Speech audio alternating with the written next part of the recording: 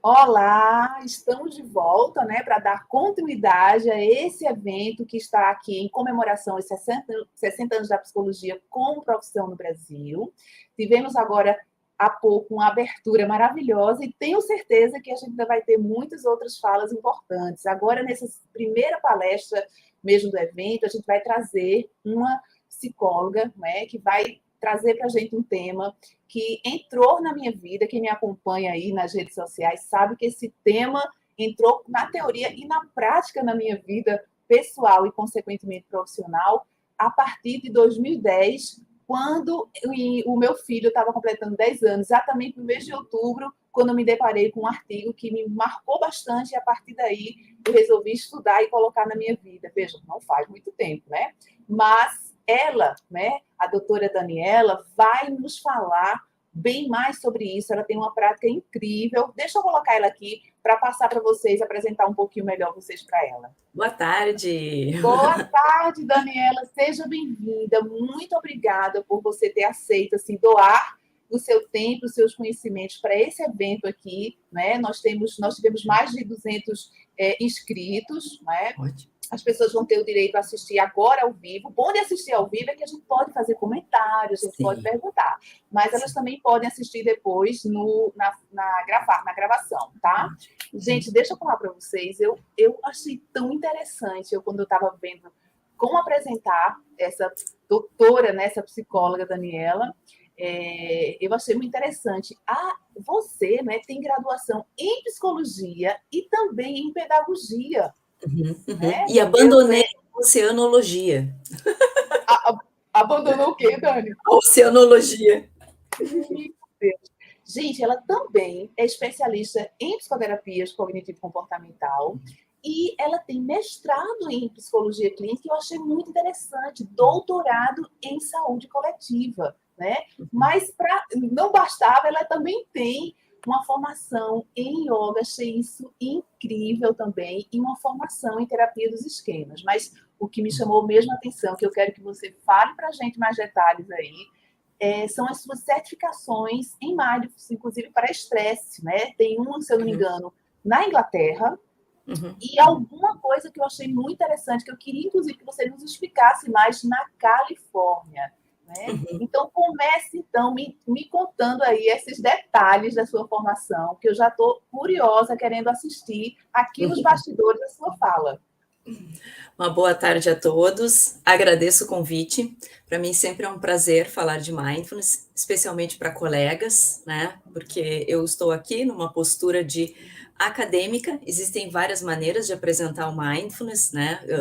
Quem jogar essa palavra hoje num Google, quem for leigo, não sabe para que caminho ir, né? Especialmente porque ele tem diversas fontes, é um estado mental, né, que habita contextos religiosos, espirituais, científicos, e a minha linha aqui vai ser falar de um contexto científico e acadêmico. Essa história de Inglaterra, ela aconteceu porque há muitos anos atrás, no Brasil, não existiam formações para instrutores de mindfulness. Então, os primeiros instrutores de mindfulness no Brasil fizeram alguma formação fora. Então, predominantemente, o pessoal ia para os Estados Unidos, onde naquela época já estava há uns 30 anos consolidados, ou na Inglaterra, onde já estava, inclusive, implementado no SUS inglês, né? Mindfulness oferecido dentro da rede pública de saúde.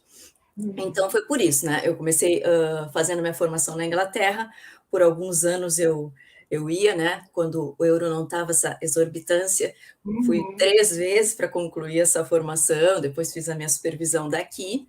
E a Califórnia, eu morei antes da pandemia por 2 anos em San Diego, então eu estava ali vizinha da Universidade da Califórnia de San Diego, onde havia o Centro de Mindfulness, e vários pesquisadores que eu só conhecia por artigos, né? Então, é por isso que eu andei aí pelo mundo. Nossa, e o Brasil agradece, né? Esse seu interesse, você trazer para o Brasil coisas de forma tão pioneira e, às vezes, que eu digo assim, bebendo, né, da fonte, né? Sim, podendo sim. Fazer com que nós, brasileiros profissionais aqui do Brasil, possamos ter acesso a um conhecimento, uma prática realmente baseada em ciência, baseada em evidências, e gostei muito, realmente, estou muito satisfeita por você estar aqui conosco, tenho certeza, estarei aqui nos bastidores, vou estar olhando aí, né, tanto na plataforma do Resiliência Clube, como no YouTube, como no Facebook, observando aí os comentários e as perguntas. Gente, aproveitem essa oportunidade, aproveitem também para comentar, e depois, ao final, eu volto aqui para a gente fazer uma troca. Daniela, muito obrigada, fique à vontade, vou estar aqui, ó, ouvindo. Tá bom. Vamos ver se eu consigo. Ótimo, já está compartilhando. Então, com toda a humildade, eu vou dar apenas um gostinho, né, do que é mindfulness, porque é uma imensidão de conhecimentos, né, e a colega falava do pioneirismo. Existe sim uma vantagem do pioneirismo, mas o pioneirismo também traz muito sacrifício, né? Era uma época que a gente não tinha tantos colegas formados, doutores, pesquisadores no Brasil, e hoje temos. Então, isso é ótimo. Hoje temos acesso, temos mais fontes, temos estudos que já aconteceram no Brasil e seguem acontecendo. Enfim, o mindfulness também passa a criar as suas raízes em nosso país. Vamos adiante. Não tem como deixar de falar do Jon Kabat-Zinn, porque ele é uma das influências mais populares, embora ele tenha bebido dos conhecimentos lá do Zen budismo. Quando, em 1965, Kabat-Zinn assistiu uma palestra do Philippe Kapleau, um mestre Zen budista, ele se encantou com o tema mindfulness, com o budismo, e foi ele mesmo procurar o seu mestre. Então, o Kabat-Zinn, ele bebeu dessa fonte, justamente porque até então o mindfulness como um componente científico como é hoje, ele não existia. Se vocês forem, né, procurar artigos muito antigos, não existia. Então, naturalmente, ele bebeu do budismo. Não destaquei, mas o Kabat-Zinn também praticava yoga, se encantou com yoga, e então ele traz a sua inspiração de contextos religiosos e espirituais. O Kabat-Zinn, então, de uma maneira muito pessoal, ele foi compartilhando o que ele aprendia nesses contextos budistas e do yoga. Ele é um biomédico que lá nos anos 70 propôs para o hospital de Massachusetts agrupar pessoas que tinham problemas crônicos de saúde, desde estresse a problemas de dores crônicas, ou aqueles pacientes poliqueixosos, né, que experimentam diversas especialidades e não se beneficiam de nada. Kabat-Zinn aceitou se propôs a esse desafio, e o hospital, né, também sempre muito aberto, acolheu a ideia do Kabat-Zinn. Então, ele tem uma foto bem antiga do Kabat-Zinn, sentado no chão, com alguns colchonetes, né, ainda muito inspirado, tem a cara ainda do budismo e do yoga, porque ainda ali era onde ele bebia, da fonte de conhecimento.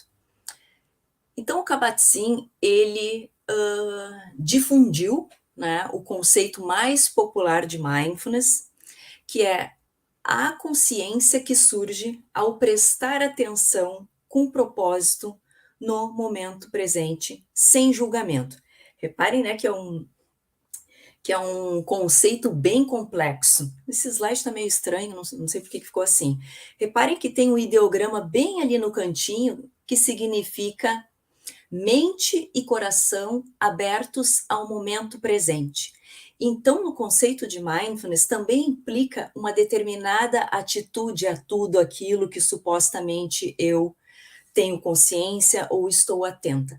Mindfulness sem a atitude de autocompaixão, aceitação, bondade, né, amabilidade, é um mindfulness incompleto, é um puro treino atencional. Então, reparem que eu destaquei, envolve consciência, que surge desse prestar atenção, eu tenho que ter um propósito, um motivo, né? Até para escolher no que eu vou prestar atenção. E o Kabat-Zinn destaca a postura do sem julgamento, mas que eu prefiro, né, usar o termo autocompaixão. Coloquei outras fotos ali, Tem o Germer aqui no cantinho, ele é um psicólogo clínico que também conceitua mindfulness, mas trabalha muito mais com enfoque de compaixão e autocompaixão, né? Isso ajuda muito os nossos pacientes que têm aquele padrão de autoexigência, um criticismo muito arraigado. Ali no meio tem uma fotinho da Ellen Langer.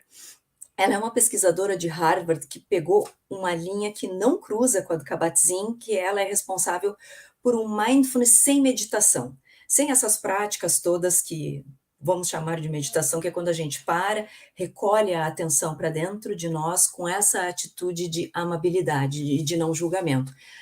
A Ellen Langer tem uma proposta bem diferente de como trabalhar o mindfulness, especialmente ela encontrou seu espaço nas organizações. Poderia citar diversos outros pesquisadores, autores, e eu enfatizo isso porque existem diversas maneiras de trabalhar o mindfulness, né? Se a gente for olhar para o core, né, essa essência, esses pré-requisitos devem estar em qualquer abordagem: intenção, atenção e uma atitude, né, de amabilidade, de abertura.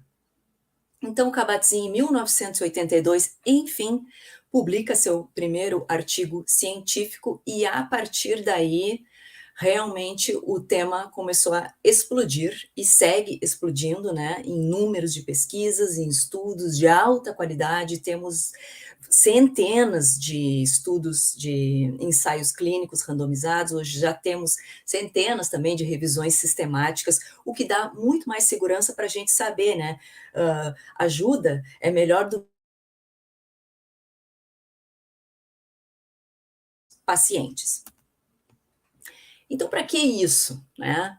A ideia do mindfulness, pelo menos como eu apresento, como eu trabalho, justamente por ser psicóloga, as pessoas veem, né, que elas estão querendo melhorar de algum sintoma, se aliviar de algum sintoma, ou já tem algum transtorno mental bem estabelecido, né? A minha clientela é predominantemente estressada, ansiosa, né, e deprimida, e essa ferramenta ela é utilizada para que a gente consiga lidar com essa vida insana, né, que se tornou o mundo ocidental. E é esse trânsito ensandecido, são as pessoas se comportando frequentemente no modo de piloto automático, correndo contra um relógio, como se a vida, cada dia fosse uma gincana, né? Check, check, check, check, e muito desconectado daquilo que está acontecendo, né? Inevitavelmente isso gera uma sobrecarga, tanto física como psicológica. Então, nós somos desafiados, né, diariamente a ampliar, aumentar, incrementar as nossas habilidades psicológicas para dar conta, né, sermos resilientes e resistentes. Esse contexto também que essa figura mostra, né, onde está a minha atenção agora? Quando eu me questiono isso, eu situo novamente no presente, né? Reparem, quando vocês, né, e nós julgamos, qualquer pessoa estiver fazendo qualquer coisa, a gente não sabe se a sua mente, se ela está inteira naquilo, né? Reparem essas pessoas na tela de um computador. Um só está realmente ali, os outros podem estar viajando. E esse modo também insano de estou lá no meu trabalho, já estou pensando em estar em casa. Estou em casa, já estou pensando, né, como é que vai ser no dia seguinte de trabalho. Ou seja, essa dificuldade de nos situarmos no momento presente, que é onde a vida acontece e onde a gente pode fazer a diferença. Então, o desafio é que a gente consiga sentar, se alinhar, né, encontrar uma maneira de estar presente com uma atitude de maior suavidade para lidar com com todas essas características da nossa contemporaneidade. Convido agora para um minutinho de prática, né? Como eu disse, humildemente eu vou mostrar assim uma poeirinha, né, de tudo que mindfulness representa. Eu tenho um canal no YouTube que se chama Doutora Daniela Sopeski. Lá tem diversas práticas mais clássicas e mais longas, né, para que a gente consiga se observar e sentir um pouco mais desse conceito, mas aqui o meu tempo é curto e eu vou convidá-los a simplesmente, né, entrar nessa proposta de nos situarmos no momento presente. Então, seja lá a postura que você estiver e onde estiver agora, feche seus olhos, para a gente reduzir um pouco do campo atencional e de estímulos. Feche seus olhos e comece a prestar atenção nas sensações físicas que se manifestam agora. Como está o meu corpo? E à medida que observa, sente essas sensações, treine-se a desenvolver uma postura de puros observadores, que não julguem essas sensações, não rotulam, apenas sentindo. Percebendo sensações como puras sensações. Tenho certeza que vocês vão notar que a atenção ela já corre para qualquer outro lugar. E isso é normal. É uma condição do nosso cérebro. Então, quando percebermos que a nossa atenção deu uma viajada, aprenda-se a chamar de volta com amabilidade, bom humor. Volta, aterriza. Eu aqui agora, sentindo o meu corpo, atento ao corpo.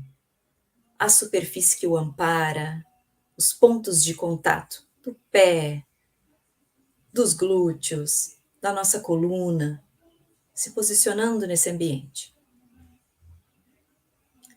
Perceba também seu estado emocional, oferecendo a ele, seja qual for, uma postura de aceitação, amabilidade, não julgamento. Que emoções estão presentes aqui e agora?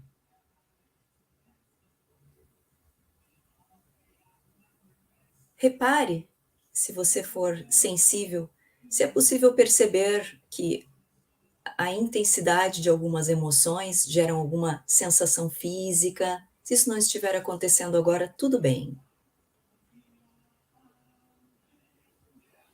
E buscando treinar esta postura de observador da própria mente, mentalmente é como se você desse um passo para trás e observasse o fluxo mental. Os pensamentos, imagens, memórias que possam estar concorrendo com a sua atenção agora. E aprendemos a nos distanciar um pouquinho desses pensamentos, observando-os como puros eventos mentais.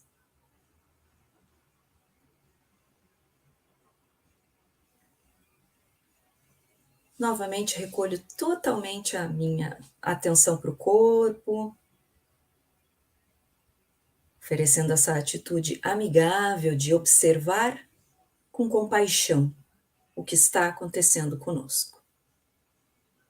E da maneira que preferir, abra seus olhos, vá encerrando a prática, se movimentando, muito à vontade. O método ele é muito flexível, cada um coloca um pouquinho da sua cara, do seu jeito nesse método. De modo geral, é de praxe, depois de uma prática em grupo ou com um paciente, questionar o que você percebeu na prática e o que um instrutor ou psicólogo quer saber com isso. Justamente se a pessoa, estava atenta, o que ela descobriu a respeito de si mesma e o que ela descobriu à medida que ia notando qualquer evento, seja um pensamento, uma emoção, uma sensação corporal, que atitude ela oferecia a isso. Um criticismo, uma aceitação, porque isso diz muito, de como nos relacionamos com diversos outros eventos da nossa vida. Então, essa é uma parte muito importante, depois de uma prática, porque assim a gente já vai semeando aquelas gotículas de autoconhecimento. É nesse processo de autoobservação que a gente amplia, as nossas medidas de autoconhecimento, que são as sensações físicas do nosso corpo, a atitude oferecida a elas, o fluxo do pensamento, como manejar com eles e as nossas emoções. Vamos adiante. Como eu disse, o campo de mindfulness realmente vem se expandindo exponencialmente. Esse é apenas um gráfico, do crescimento muito acelerado que aconteceu na pesquisa do campo de mindfulness. Por que isso explodiu desta maneira? Porque é um conceito, é um estado mental que a gente pode levar e tentar implementar para promover saúde física e mental em absolutamente todos os contextos. Então, no momento que as organizações, universo corporativo, exército, forças armadas, campo da saúde, escolas, né, e diversos esportes e tantos outros contextos foram pesquisando o tema, esse nosso conhecimento ele foi se expandindo, se refinando para que a gente consiga prescrever, treinar, ensinar as pessoas de uma maneira cada vez mais precisa. Como eu comentei, na Inglaterra, no SUS inglês, desde 1998, isso já vem implementado como uma ferramenta adicional para prevenir recaída a episódios de depressão, porque o foco na Inglaterra foi a terapia cognitiva baseada em mindfulness, um programa de 8 semanas, justamente focado em pacientes com depressão, para que se pudesse prevenir, já que esses pacientes geram um alto custo para o sistema público, tanto lá quanto aqui. Essa quantidade de bolinhas representam apenas alguns dos programas que existem no campo de mindfulness. O pioneiro é aquele MBSR, que é o programa do Kabat-Zinn, de 8 semanas. Cada encontro leva em torno de 2 horas a 2 horas e meia. As práticas sugeridas pelo Kabat-Zinn, elas são bem longas. O MBCT foi esse que eu comentei para prevenção de recaída, depressão. Ele tem uma pegada, né, mais cognitiva. O MBPM, e o DBT Act, enfim, são centenas, né, hoje eu já perdi de conta, né, a quantidade de programas que existem, na medida que a pesquisa ela vai se refinando, é possível criar distintos programas para distintas populações, assim todos são melhores atendidos. Então, obviamente, à medida que esses programas também vão se especificando, né, mais populações vão encontrando benefícios. Aí temos um problema, né? Entre o que a ciência diz versus como essas temáticas, mindfulness, meditação, caem, né, na mídia, né? Quando a gente vai uma banca de revista ou vê uma reportagem na televisão, é tudo muito exagerado, né? É uma promessa quase que impossível, né? Reparem na capa da Super, né? Mindfulness, como domar sua mente agora, né? Como se fosse assim um milagre e fácil, e depois as pessoas vêm atrás disso. Afinal de contas, vivemos num mundo onde todo mundo está com pressa, né? Então, entre o que está popularizado e o que se promete, né, numa leitura mais de senso comum, versus o que se tem, né, como resultados na ciência, que a ciência traz todo um cuidado. Reparem como eu não quis esgotar a quantidade de benefícios, trazer citação de artigo para não ficar chata, como eu já mostrei, né, teve esse crescimento exponencial, isso já está impactando diversos campos, diversas clientelas, tipos de transtornos, então seria infinito ficar falando dos benefícios, então eu busquei agrupar. Enquanto nas capas de revista ou nos marqueteiros que às vezes não sabem o que estão vendendo, né, porque é uma técnica séria, a gente vai, inclusive, poder gerar muito desconforto ao ensinar mindfulness para as pessoas, tem que ter um cuidado, tem que ter uma formação. Então, o que a gente tem, né, baseado em ensaios clínicos e revisões sistemáticas? Que mindfulness contribui para uma redução e prevenção de sintomas de estresse, transtornos de ansiedade, depressão, dependência química, burnout. Reparem, né?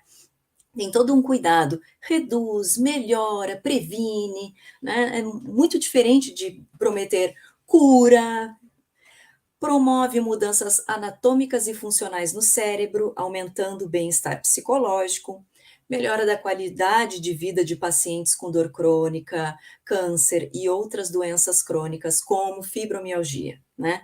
E tantos outros benefícios em diversos contextos. E aí, justamente por estar tão popularizado, né, mindfulness não vai solucionar a quantidade de estresse e de dor cotidianos como uma pílula mágica, embora seja isso que as pessoas desejam, né? Hoje em dia tem muita promessa de intervenções e de recursos para se viver melhor, que todo mundo acaba vindo com muita pressa, muita sede ao pote. E isso não é uma panaceia, é apenas uma alternativa a mais para aprendermos a nos relacionarmos com as dificuldades do cotidiano. E como né, lidar com esse cotidiano? Como a cada dia, vivendo no país, né, rotulado como o mais ansioso do mundo, como é que podemos trazer essa proposta de mindfulness e de compaixão? Lembrando que algumas características da mente, do cérebro, demandam que a gente já comece, né, considerando mindfulness, aprender mindfulness, oferecendo compaixão, porque todos nós, devido a uma condição natural do cérebro, temos limitações. A nossa atenção, ela é seletiva, não tem como prestar atenção em tudo o tempo inteiro, né? Então, quando se fala de consciência, de expandir, não é nada disso, né? Existem essas limitações. A distração, ela também faz parte, né? Um cérebro totalmente, o tempo inteiro focado, além disso não existir, levaria à exaustão, né? A gente precisa desses momentos de distração, quando a atenção até ela se suspende, a gente pode encontrar diversas outras respostas. O piloto automático, que é tão condenado, né, nesse modo de nós vivermos, essa correria, estar fazendo diversas coisas com a atenção no outro lugar, isso também não é um defeito, é uma condição. Quando aprendemos qualquer coisa, depois que dominamos a tarefa, nosso cérebro, né, por economia, ele vai agir de um modo automático. Lembrem, quando vocês aprenderam a andar de bicicleta, parecia um disco voador. Depois a gente consegue pedalar, né, nem prestando atenção, estando atento ao que acontece no entorno. Também sofremos de um processamento implícito, entram muitos estímulos que a gente não tem consciência, e muitas vezes estamos, né, tentando nos esforçar para perceber o universo, o nosso entorno, ou as nossas próprias questões, e passamos por diversas distorções cognitivas, inevitavelmente. A nossa mente, ela tem um viés para a negatividade, e julgamos tudo. É uma condição comum. Cada ambiente que eu chego, para me auto-organizar, eu vou rotular, né? Gosto, não gosto, isso, aquilo. Então, isso acontece automaticamente. Então, a gente lida com todos esses desafios quando vai para a prática de mindfulness, né? Com muita compaixão, porque isso, né, é da condição humana.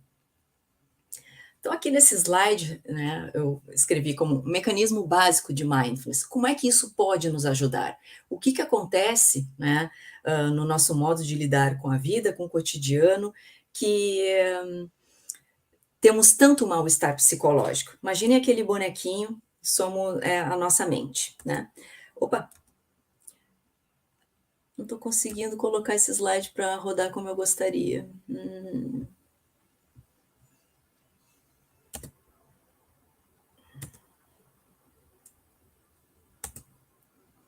Alô? Desculpa. Eu acho que nesse formato de apresentação de slide, ele não entra em animação, só se você estiver compartilhando a tela toda. Desculpa, eu já entendi a lógica do bonequinho, mas não vai dar Sim. para Vou tentar explicar o slide. Aquele bonequinho, ele representa a nossa mente, né?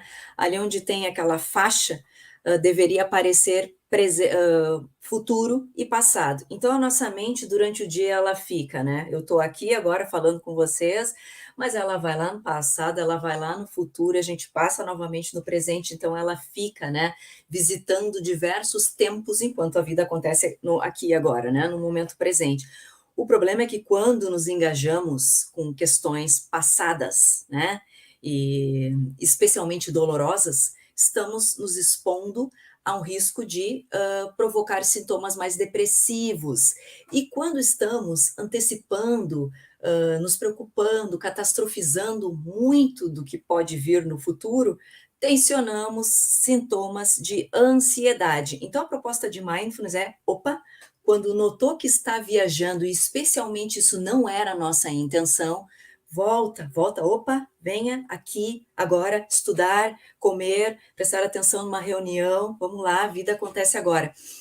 Quanto mais eu consigo fazer isso, né, além de eu estar inteira, eu me protejo desses riscos de estar revisitando conteúdos ou antecipando conteúdos e provocando diversos sintomas. Acho que deu para entender. Aqui também tem um gráfico que mostra que absolutamente muitos dos nossos problemas, né? Vocês podem imaginar qualquer problema, como estou atrasada para chegar numa reunião, não vou conseguir chegar no horário, né? A nossa experiência primária ou direta, todo mundo vai sentir um desconforto, né? Eu posso ficar um pouco ansiosa e sentir meu coração palpitar e pensar que vão estar pensando muito mal de mim por não ter conseguido me organizar e chegar a tempo. Isso já é sofrimento suficiente, né? Que é uma resposta normal a um evento adverso. A pessoa que pratica mindfulness, ela consegue ficar apenas com essa camada de sofrimento, né? Oferecendo a isso compaixão, aceitação. E não é também se entregar e não fazer nada por isso, né? Não deixar, não resolver a situação da maneira que a gente pode, mas assim, parar de brigar e ampliar mais camadas de sofrimento, que é reagindo a isso, que é gerando mais pensamentos disfuncionais, e cada pensamento traz de brinde uma emoção. Dependendo da intensidade dessa emoção, nosso corpo vai ser penalizado. Então, o que era uma experiência, né, suportável, do tamanho menor, né, que a gente pudesse ser continente, ela passa a crescer de uma maneira, né, o que a gente chama de experiência secundária. Então, imagine uma pessoa que reage dessa maneira frequentemente a todo e qualquer probleminha, né? Tanto que problemas que existem, problemas reais, e especialmente aqueles que não existem, né? O grau de mal-estar que vão sentir. Esse estudo, a Wandering Mind is an Unhappy Mind, né, uma mente distraída é uma mente infeliz, é um estudo bem interessante para vocês pesquisarem depois, não tem tempo para abranger. Eles chegaram a uma medida, os pesquisadores, de que a gente passa 50% do nosso tempo viajando, né? Como eu disse lá atrás, porque nem tem como ficar focados. O problema aqui é a não intenção de estar nesses tempos. Mesmo quando eu estou envolvida em supostos pensamentos positivos, querendo visualizar mil coisas interessantes, quando eu volto à realidade, eu não encontro bem-estar, porque isso, né, não existe. Então, esses pesquisadores descobriram esta medida. Só que a gente também não pode ignorar o fato de que devanear, suspender esse foco atencional, facilita que às vezes encontremos processos criativos, planejamentos, soluções, respostas que simplesmente emergem, né? Em função de tanto estímulo, de tanto que pensamos naquilo, as respostas caem no nosso colo. Então, o importante em mindfulness, né? Como é que eu vou aplicar isto na minha vida? Se eu tenho a intenção de estar aqui no passado, revendo alguma questão, tratando algo, isso que a gente faz em sessão com os pacientes, a gente revisita o passado. Então, eu estou intencionalmente lá, não tem problema, né? A mesma coisa com o futuro, não tem como deixar de pensar no futuro, mas intencionalmente. Então, é importante reconhecer quando e para onde essa minha mente devaneou, em que contexto ela anda e com que conteúdo ela está envolvida, para que eu, né, nessa postura de observadora, possa escolher se é válido ou não me engajar com aquilo que está passando na minha cabeça. Esse slide também ele era animado, então não vai rolar, já vou começar a explicar. O mecanismo da prática, né? Qual é o mecanismo que tem por detrás? Lembrem-se quando eu estava ali conduzindo aquela prática de 1 minuto, que deve ter sido uns 3 minutos, né? Estava sempre convidando a estar presente com sensações corporais, especialmente, né? Então, quando eu resolvo praticar mindfulness, né, vamos chamar das práticas meditativas, elas podem ser bem curtas, né? Práticas de 8 minutos, né, diários já geram bastante bem-estar. Então, digamos que a minha intenção é estar aqui agora presente com as minhas sensações corporais. Inevitavelmente, a minha mente ela vai se distrair, né? Porque como está lá no estudo do Killingsworth, né, metade do tempo, né, ela não está onde eu desejo. Quando eu noto que a minha mente, né, está em qualquer outro lugar que eu não desejo, eu me convido a voltar. E essa atitude de me convidar a voltar, ela é com bom humor, com amabilidade, né, com compaixão, porque são condições do nosso cérebro. Aí eu volto para aquilo que eu havia me proposto a estar presente, né, regulo a minha atenção, e cada vez que isso acontecer, ofereço essa atitude. né? Isso nos protege, porque, dada essa condição, né, das funções executivas do freio inibitório, né, da escolha, opa, aí não, agora não, não é válido, né, se envolver com isso ou com aquilo, volta, né, envolvem diversas das nossas funções executivas para dar conta de um mecanismo de regulação atencional desse porte. Então, quando a gente olha esse tipo de fotos, assim, né, quando vai procurar mindfulness, meditação, joga lá, né, yoga, né, buscar imagens, é sempre esses estereótipos, né, pessoas assim, zen, felizes, bonitas, magras, né, mas é só uma foto, gente, né, não temos acesso ao filme que passa na cabeça dessas pessoas para a gente poder entender com o que elas estão lidando, o que elas estão regulando, acreditem, né? Sabe a frase do Tiririca? Não sei se é dele, mas achei isso fantástico. Então, muitas vezes tentei fugir de mim, mas aonde eu ia, eu estava. Ou seja, não adianta, né, ir para Maldivas, retiro aqui, acolá. O que a gente vai encontrar na prática, quando formos convidados a recolher a atenção para nós mesmos, são as nossas coisas. Por isso que é interessante ensinar e tratar, ajudar os pacientes a aprender mindfulness para lidar imediatamente com a vida cotidiana em função das situações difíceis que eles nos trazem, né? Eu recomendo esse artigo, né, da Shapiro, Mecanismos de Mindfulness, para a gente entender muito do que eu falei aqui de uma forma, né, a 100 quilômetros por hora. E a gente vai ajudar os nossos pacientes ou a nós mesmos criando espaço, né? Somente quando pausamos, né? Pausa, para. Criamos um espaço para observar o que acontece em nosso corpo e em nossa mente. Então, é como se a gente abrisse um pouco mais o campo perceptual, tanto para olhar para dentro quanto para olhar para fora, para que a gente consiga sair de alguns automatismos e ver saídas ou outras alternativas de como lidar com os nossos desafios. Eu escrevi ali embaixo parar. É uma prática, tem lá no meu canal do YouTube, que ela tem esses 5 passos, né? Pausa, atenção, o que está acontecendo comigo? Respira um pouco, conecta com o corpo, amplia novamente, né? O que está acontecendo no cenário externo? E assim eu ganho um intervalo de tempo para responder com consciência, né? Para sair do automatismo e da impulsividade da minha vida. Então, basicamente, os mecanismos de mindfulness, eles envolvem a intenção, né? O meu porquê.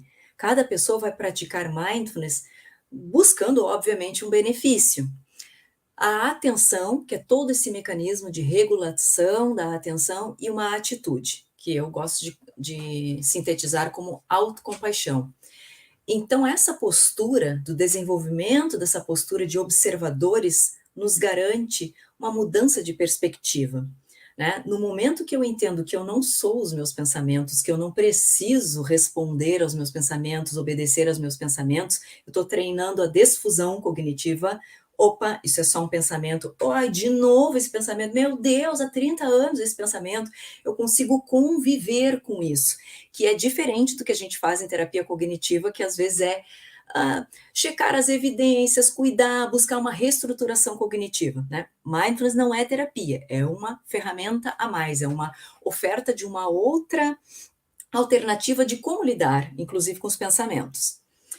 E esse lugar do descentramento, que é eu observadora das minhas próprias emoções, enquanto eu sinto, né? Porque é difícil descolar, eu sinto, mas ao mesmo tempo eu observo, e as minhas próprias sensações corporais, né? São palavras que, se a gente fosse buscar um sinônimo para descentramento, eu diria observadores. Então, tudo isso nos garante, né, uma melhor regulação atencional e emocional, uma nova perspectiva de percepção do self, já que eu me desidentifico de muitas coisas que a mente diz, que meu corpo grita, né? E, o mindfulness nos convida, né, como a gente amplia esse campo perceptual, a nos expormos um pouco mais, e isso também ajuda numa flexibilidade psicológica. Uhum. pular esta parte, né? Hoje os estudos no campo da neurociência, eles são bem robustos. Todo esse mecanismo que eu expliquei, que é puramente teórico, psicológico, ele se explica, né, com as pessoas sendo testadas ao vivo com equipamentos adequados. Então, a gente sabe, né, que o mindfulness vai ajudar basicamente cuidando da ativação da amígdala, que é essa parte mais irracional do nosso cérebro, né, que sinaliza perigo. Os não praticantes de mindfulness, os impulsivos, os ansiosos, estão com a amígdala muito ativada. Então, quanto mais ativada, é como se, né, sequestrasse o córtex pré-frontal. Então, o mindfulness vai nos auxiliar a tranquilizar essa amígdala, fortalecer as nossas funções executivas. Uma das pesquisadoras, né, pioneiras, vocês vão encontrar artigos delas, é a Sara Lazar. Ela testou o programa do Kabat-Zinn de 8 semanas, como eu disse, eram práticas longas, diárias, por 2 meses, e comparou cérebro, né, de quem participou do programa e versus quem não participou do programa, né?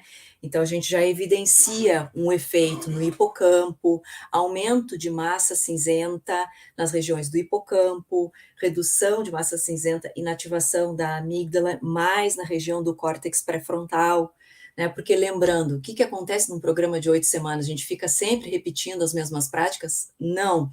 Cada semana tem um tema, um conceito, distintas práticas. Então, por isso que diversas regiões do cérebro vão sendo contempladas. Lembrando que também essa atitude de compaixão, ela é muito potente, ela gera muitos benefícios.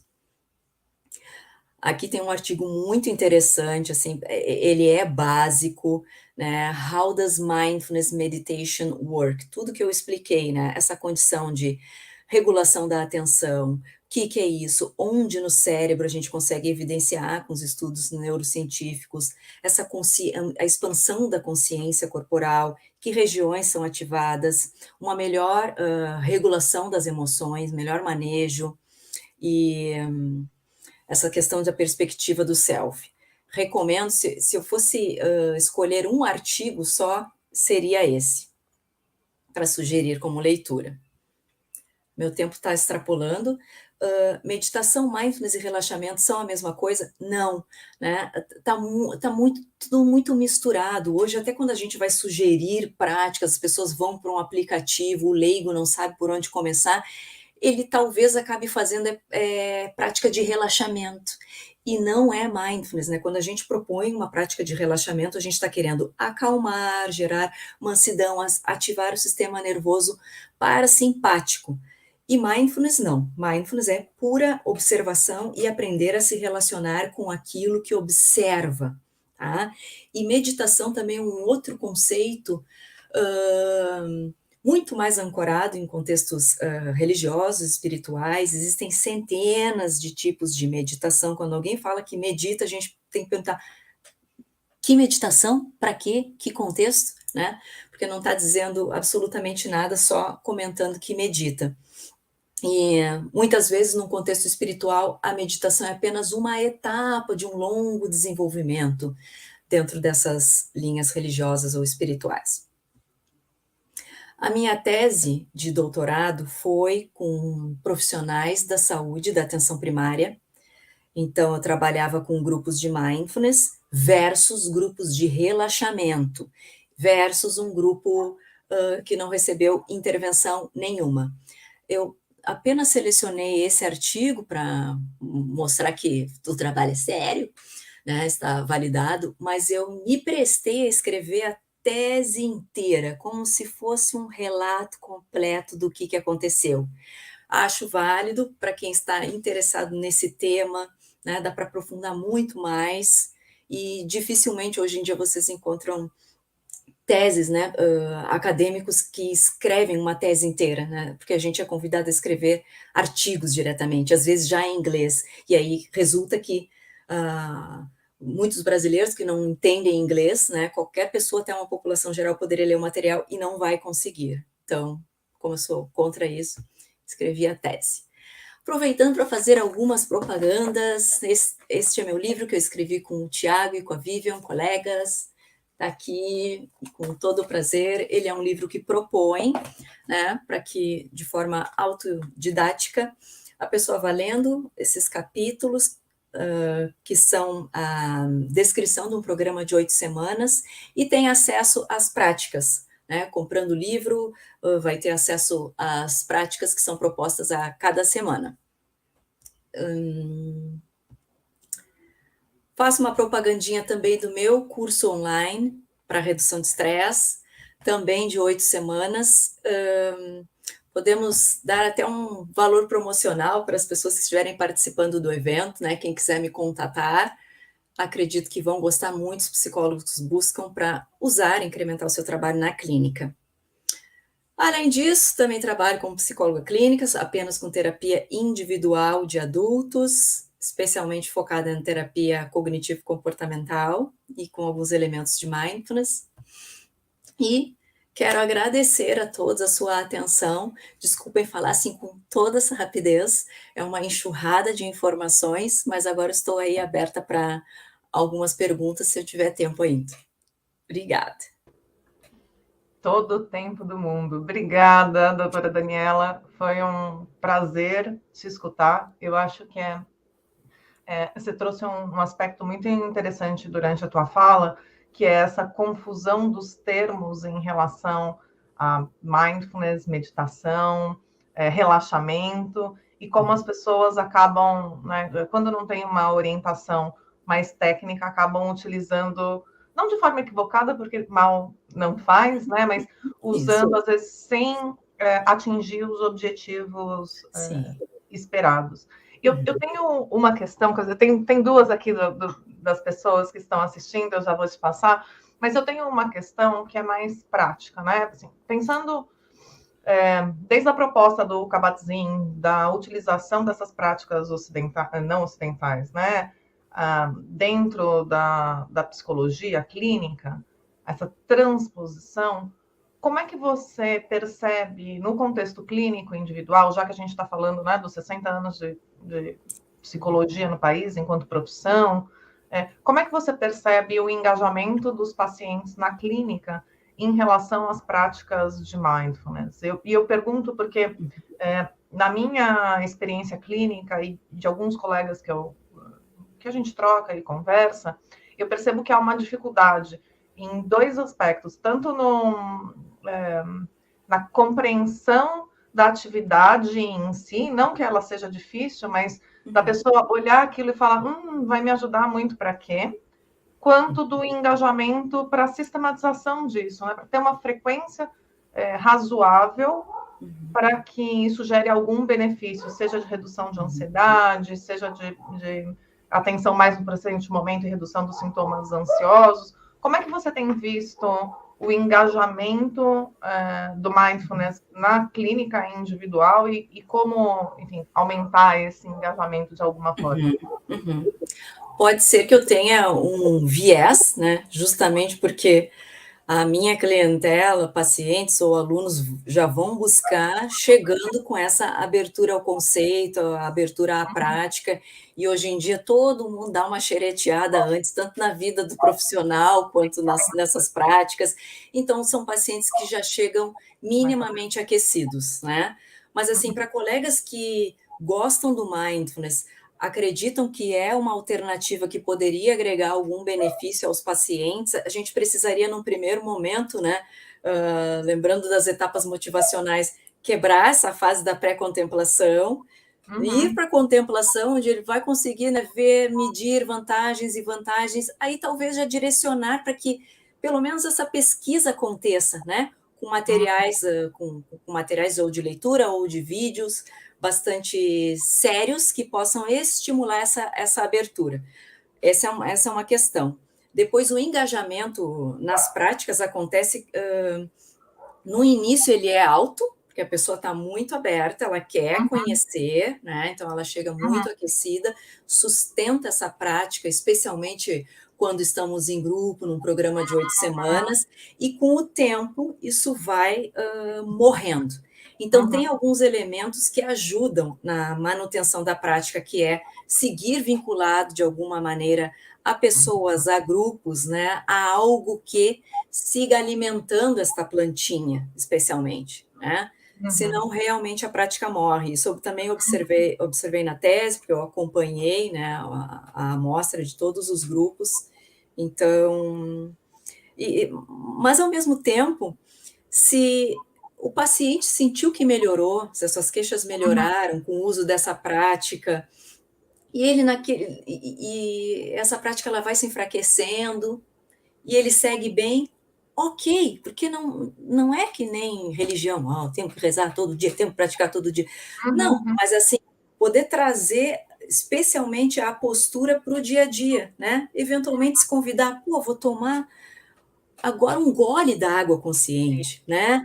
Vou caminhar até aquela quadra assim, né, comigo, ou vou me abrir e brincar de verdade com o filho. Então, até para a gente desconectar a prática puramente do ato de sentar ou de ficar muitos minutos.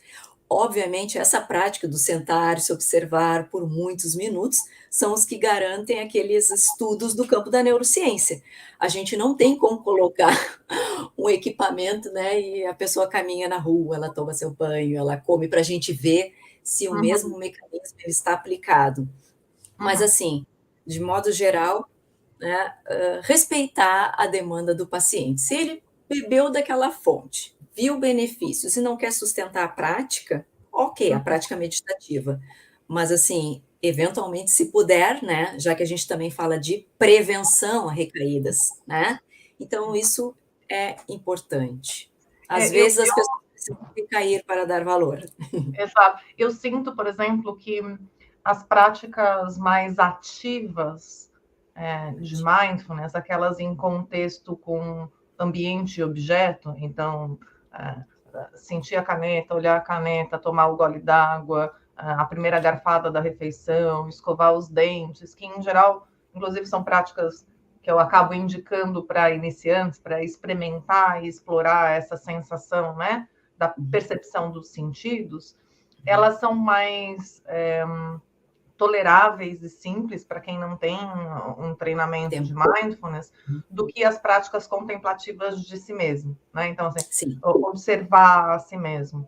Você conhece algum estudo que diferencie esse tipo de objeto do mindfulness, né? Então, práticas que são mais direcionadas aos aspectos sensoriais gerais e práticas que são mais observacionais dos pensamentos, elas fazem uma diferença em termos de redução de sintomas ou não? Elas fazem uma diferença, né? Aquele artigo que eu citei, How Does Mindfulness Work?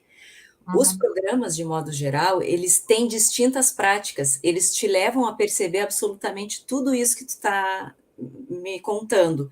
Então, a gente não sabe, né, qual prática provocou determinado benefício, mas sim, né, se a gente olhar lá, se eu focar muito em regulação atencional e não tanto nessa atitude de amabilidade, eu vou melhorar, né, foco, atenção, produtividade, que é o que as empresas, né, nos convidam para. Se eu focar em práticas nessa atitude compassiva, eu vou melhorar, né, alguns aspectos de personalidade, especialmente se eu focar nas questões corporais, né, vou ter mais benefícios da minha relação com problemas crônicos de saúde. Então, sim, como o programa, os programas, de modo geral, eles são muito variados, fica difícil dizer de onde a pessoa bebeu o benefício. Mas, com o tempo, cada pessoa vai vendo a sua prática preferida. A prática preferida é aquela que está me gerando algum benefício que eu espero. Sem dúvida. E eu acho que isso é muito importante, né? De novo, pensando no profissional psicólogo e o que a gente deseja para daqui as próximas 6 décadas de profissão no Brasil, acho que da mesma forma como eu falava com a doutora Sheila, né? Pensar em como melhorar a formação profissional de base na graduação sobre essas técnicas, né, utilizadas para prevenção e promoção de saúde mental e diferenciar também com mais estudos quais técnicas são mais efetivas para que tipo de conjuntos de sintomas, Sim. a gente vai poder ter um crescimento maior do mindfulness. Ele está muito popular e isso é ótimo hoje, Sim. mas eu acho que ainda falta esse refinamento um pouco sobre que práticas, de que forma e como é que a gente implementa mais no dia a dia. Não sei se é a tua percepção hoje.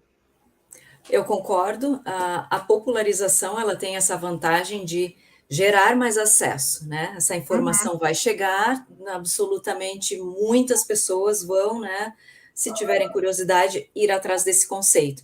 Mas aí também mora o perigo, né? Porque no Brasil ainda é um conceito, né, em desenvolvimento, uma prática em desenvolvimento, né? Grupos em diversas cidades, estados, enfim, tanto de pesquisa quanto de prática.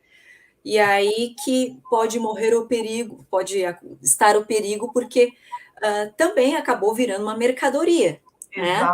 Onde pessoas de absolutamente todas as profissões têm acesso.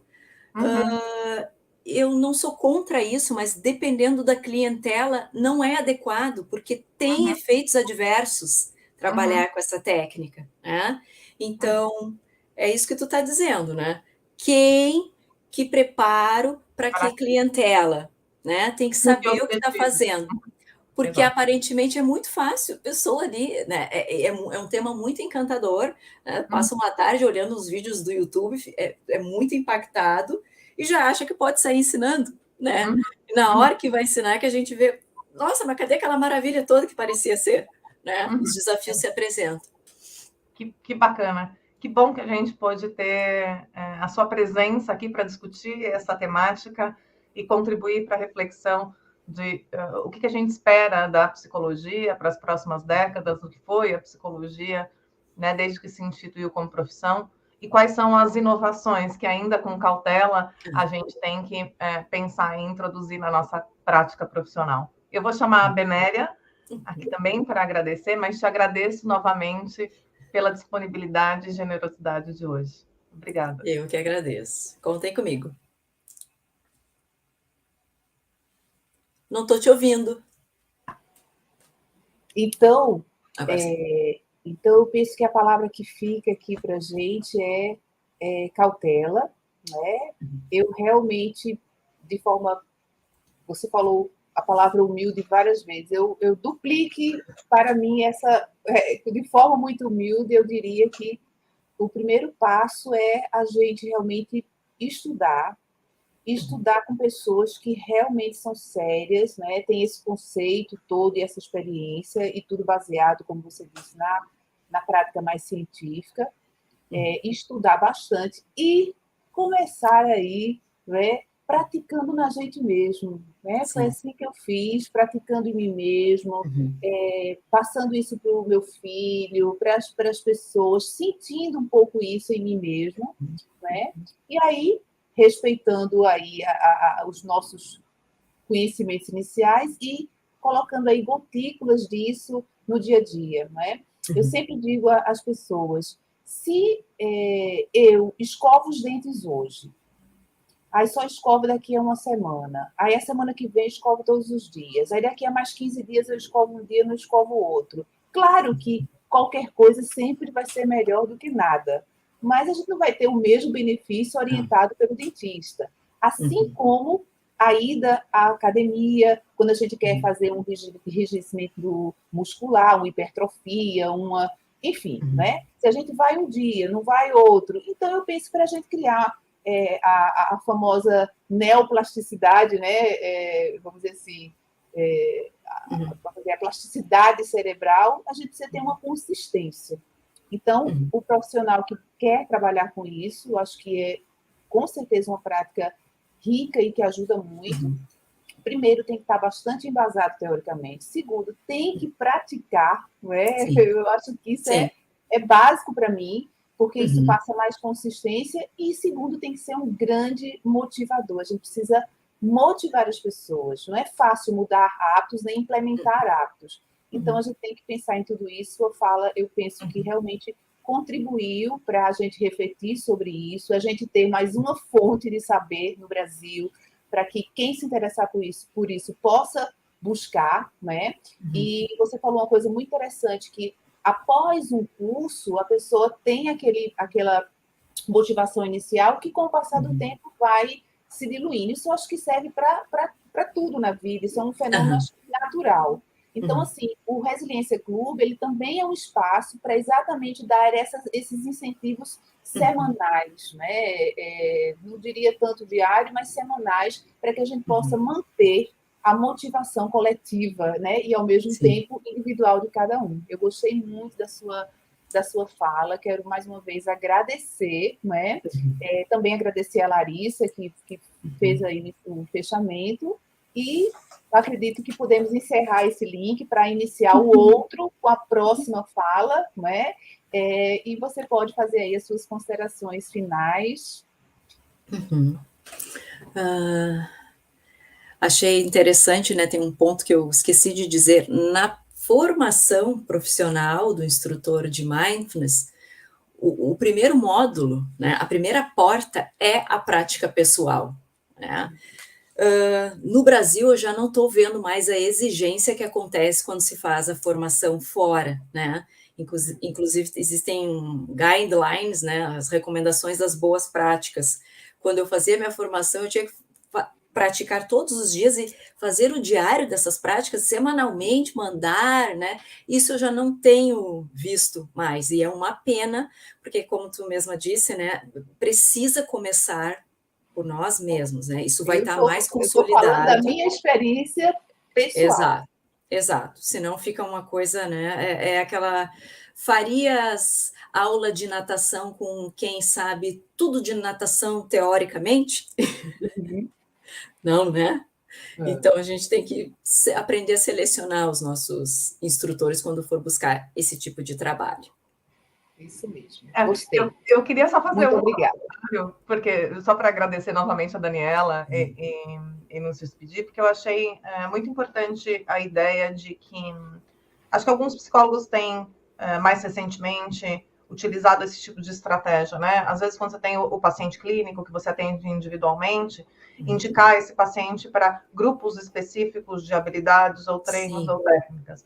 E quando a gente falava de engajamento, eu concordo com o Venere, concordo com você, obviamente, acho que tem um frisson inicial dos pacientes em se engajar com uma determinada técnica, mas que isso vai perdendo a efetividade aos poucos. E por mais que a gente, enquanto clínico, motive o paciente, é completamente diferente dele estar num grupo de caminhada, num grupo de mindfulness, num grupo de treino de habilidades, a estratégia do grupo, né, de continuar a prática em grupo, ela é essencial. Eu vou ficar de olho para começar a indicar os pacientes para os grupos da Dani também. Vou encaminhar aqui também, porque eu acho que vai ser... Exatamente. Muito obrigada, Daniela. Um prazer, meninas. Até a próxima. Muito bom. E gostei, viu, da minha práticazinha que eu fiz, eu estava precisando.